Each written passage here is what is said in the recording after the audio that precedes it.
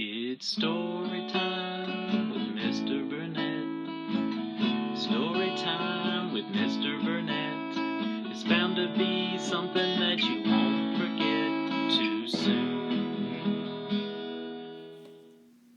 Hello, people. Hope you're doing well today. Today's book, Goldfish on Vacation.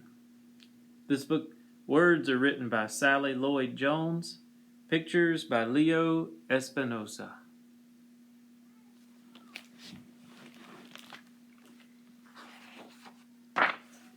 Sometimes it's hard being a goldfish. You dream of growing fat and exploring coral reefs, but instead, here you are in a bowl, going round and round in circles. And sometimes it's hard being a child in the summer in the city. All your friends leave and there's no one to play with. You dream of escaping the steamy heat too. But instead, here you are in an apartment, going round and round in circles. But sometimes, well, something happens to change all that. Goldfish on Vacation by Sally Lloyd-Jones. Pictures by Leo Espinosa. In a small apartment in a tall, round building by a park next to a river in the middle of the big city, there lived 3 children, H, little O, and baby M. In a small bowl next to a lamp in the middle of a table beside the curtains in the small apartment, there lived 3 goldfish, Barracuda, Patch, and Fizz.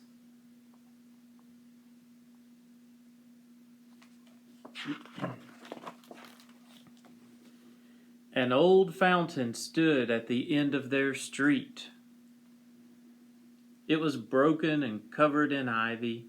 No one used it anymore except to throw garbage in, but the children thought it was beautiful. On top of the fountain there perched, as if he just landed or was about to fly off, a magnificent stone eagle with outstretched wings.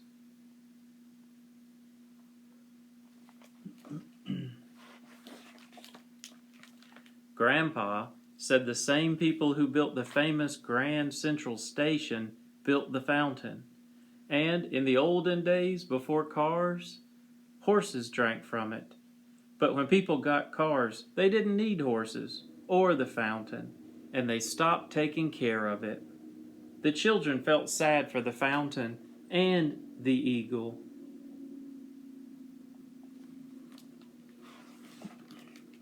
Then, one early summer day, a sign appeared.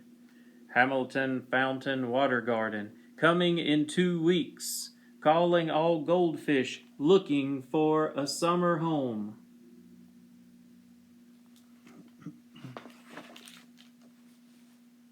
The children rushed home to tell their fish, "You're going on vacation." Barracuda stared with his big fish eyes. Fizz blew big fizz bubbles, and Patch sank slowly down to the bottom of the bowl.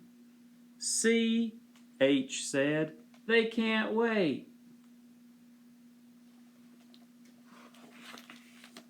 Grandpa rushed into the kitchen, and on the big calendar on the wall next to June 28th, he wrote, "Goldfish on Vacation."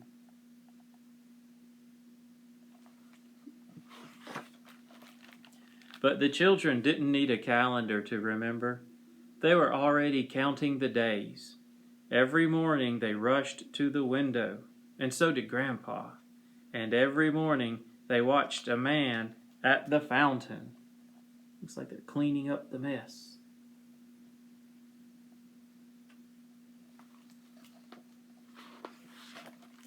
One morning he was cleaning The next morning, he was scrubbing and scraping. Another morning, he pulled ivy off the eagle and filled the fountain with clear, cold water. He put in tall reeds and then lily pads.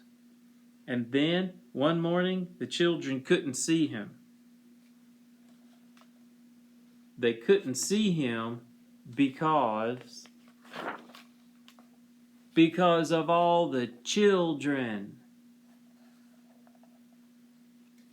The children and children and children crowding around him, all of them waiting to drop off their little fish children.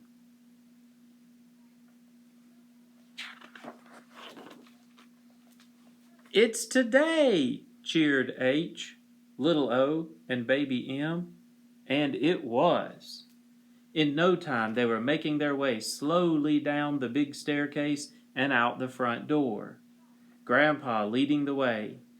Then little O with her net, then baby M with the fish food, then H with the bowl and barracuda and patch and fish, in a wonderful goldfish parade.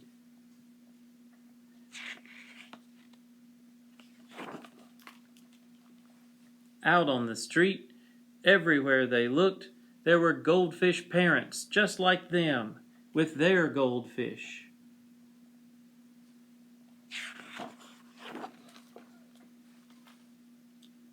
When at last it was their turn at the fountain, H and baby M and little O told their fish goodbye and see you soon and don't be homesick. Then the man helped them lower the bowl underwater. At first, the fish hung back in the bowl until, in a flash of light, they darted and they were gone.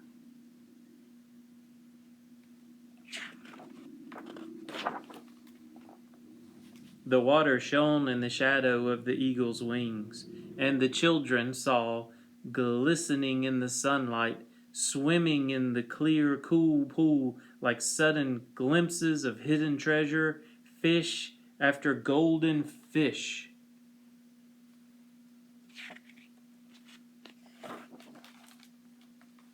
All through the hot summer, H, little O, and baby M stopped by to say hello to their goldfish, and so did the other goldfish parents. Soon, all the children looked forward to meeting each other at the fountain. Every day they played together, and every day Grandpa came and put his chair down and chatted with the children, who sat and listened. He told them stories of those hot August days long ago when he was a boy, and how all the children who couldn't leave the city would jump and splash in the fountain. And then the children wished that they were those children jumping in.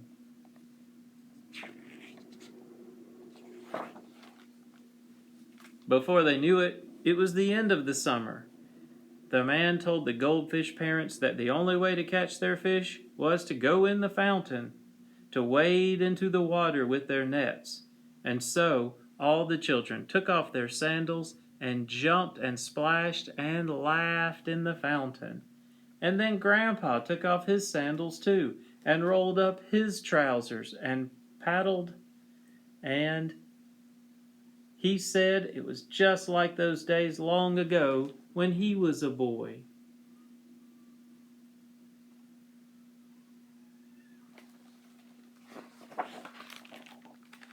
And the children could hardly even recognize their goldfish. They looked like completely different fish. "Are they really our fish?" asked little O as they headed home. "Oh, yes, I'm absolutely certain they're our fish," said Grandpa, who really wasn't certain at all that they were. "They look so fat and happy," said H. "Of course," said Grandpa.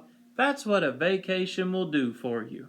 Anyway, who says you have to leave the city to have a vacation?" And the children laughed because they knew that it was true.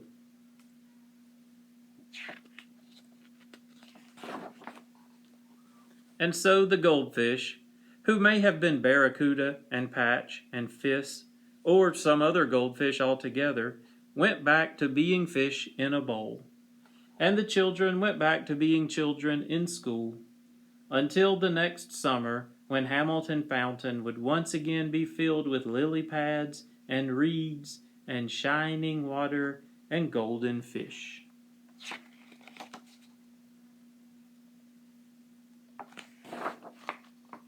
And children.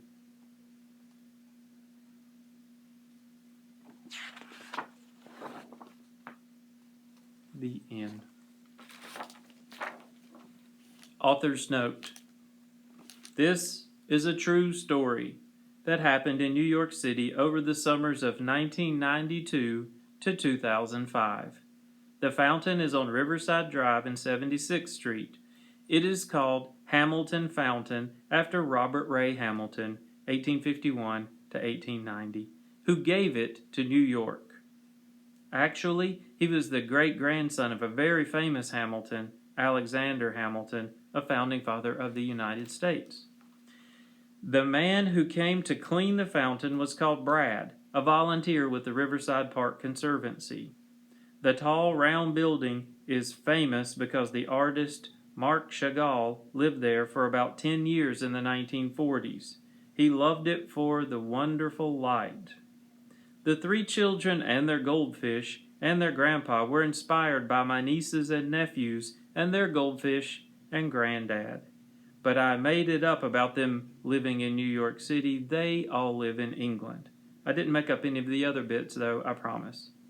So you see, it's a completely true, made-up story. In 2009, someone gave money for the fountain to be restored, and at last, it was. Good little story. A couple of things I would like to say. I have a personal connection because I read this book a few years ago and thought it was a really sweet story. I'm fascinated by stories about these just magical things that happen in the city. You know, cities are crowded and they're hot and everything else, but a lot of really neat things like that do take place when you get enough people together and someone comes up with a kooky idea to make people happy.